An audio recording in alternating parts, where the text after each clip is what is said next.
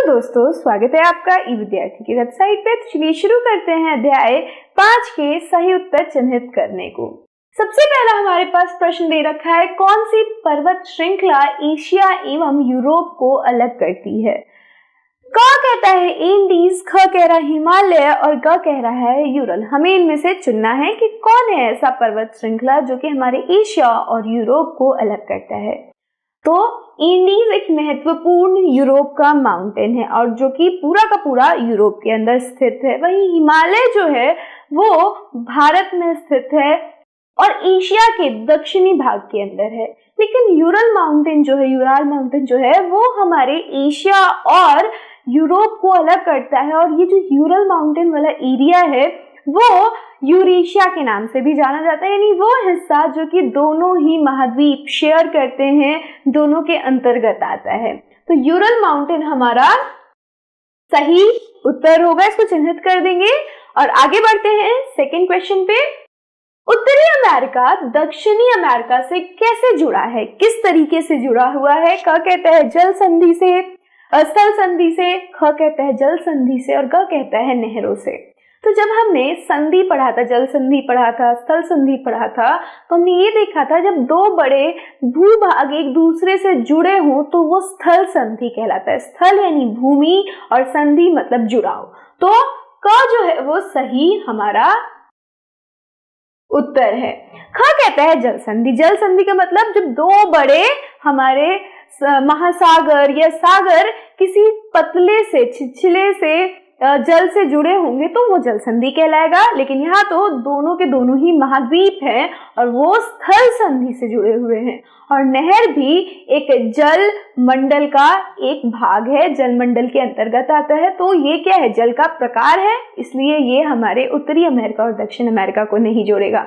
एक क्वेश्चन आपके लिए कि ये जो उत्तरी अमेरिका और दक्षिणी अमेरिका है वो किस स्थल संधि से जुड़े हुए हैं। आपको ये उत्तर बताना है कि उत्तरी अमेरिका और दक्षिणी अमेरिका को जोड़ने वाले स्थल संधि का नाम। ठीक है, इसी चैप्टर में पढ़ा है, तो आप प्लीज मुझे कमेंट करके बताओ जल्दी से।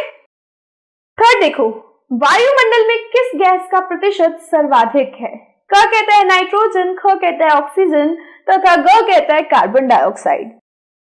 99% वायुमंडल का निर्माण नाइट्रोजन और ऑक्सीजन करता है। नाइट्रोजन का परसेंटेज है 78, वहीं ऑक्सीजन परसेंटेज है 21। और बाकी की गैसें जिसमें ऑक्सीजन, कार्बन, मीथेन ये सारे आ जाएंगे वो 1% में है। तो ये तो पहले एलिमिनेट करो क्योंकि बहुत कम परसेंट है हमारी पृथ्वी पे। क और ख में से हमें पता है कि कोई एक आंसर होगा और हमने परसेंटेज याद कर लिया, तो हमें पता है कि कौन सा होगा, दैट इज क। नाइट्रोजन हमारे वायुमंडल में सबसे ज्यादा है प्रतिशत के आधार पर। चौथे प्रश्न पे चलते हैं, पृथ्वी का कौन सा भाग ठोस चट्टानों का बना हुआ है। क कहता है वायुमंडल, ख कहता है जलमंडल और ग कहता है थलमंडल। पृथ्वी और ठोस चट्टान याद रखो, ठोस चट्टान कहाँ मिलते हैं, हमेशा स्थल के ऊपर, भूमंडल के ऊपर। तो जो वायुमंडल है वहां क्या मिलेगा, वायु मिलेगी, हवा मिलेगी, और हवा को आप छू सकते हो नहीं, तो ठोस कहां से हुआ। दूसरा कहता है जल मंडल यानी पानी वाला मंडल, नहरें मिलेंगी आपको, महासागर मिलेगा, सागर मिलेगा, लेकिन कोई ठोस भाग नहीं मिलेगा। लेकिन थल मंडल जहां आपको चट्टाने मिलेगी, जहां आपको मिट्टी मिलेगी, मृदा मिलेगी, जिससे आप खेती करोगे, जिसके ऊपर आप अपने घर बनाओगे, वो वहां पे आपको ठोस चट्टाने जरूर मिलेंगी इस जगह पे, इस थल मंडल पे। तो थल मंडल हमारा सही उत्तर होगा। आगे बढ़ते हैं, पांचवा कहता है सबसे बड़ा महाद्वीप कौन सा है। क अफ्रीका, ख एशिया और ग ऑस्ट्रेलिया। एशिया जो है वो 1/3 हमारे पूरे अर्थ का भाग इसके पास है, स्थल का। अफ्रीका सेकंड आता है जब हम बात करते हैं सबसे बड़ा कौन है, और ऑस्ट्रेलिया सबसे छोटा है।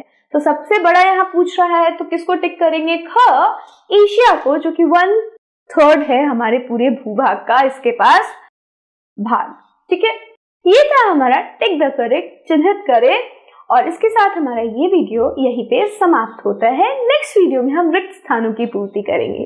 सो I will see you there, till then stay safe and keep learning with us. Bye bye.